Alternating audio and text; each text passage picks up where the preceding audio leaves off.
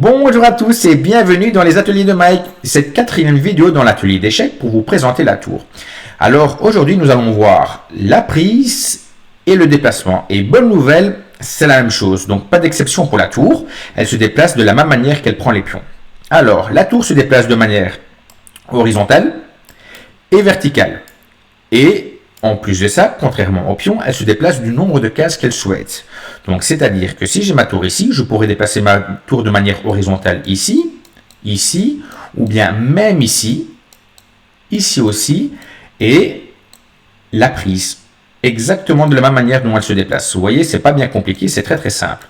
Alors, de manière verticale, elle pourrait se déplacer ici, là, là, là, là, et pour la prise, pas d'exception. On peut prendre le pion, il n'y a pas de souci. Alors, si vous avez remarqué, je n'ai pas sélectionné cette case-là, ni cette case-là.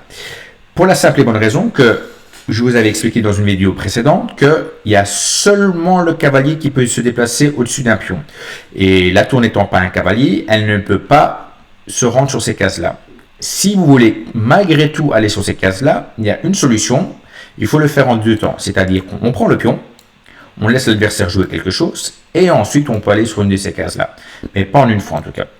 Voilà, mais on a déjà fait le tour, c'était assez simple, et je vous souhaite une bonne journée. N'oubliez pas de liker si vous avez aimé cette vidéo, et je vous dis à la prochaine.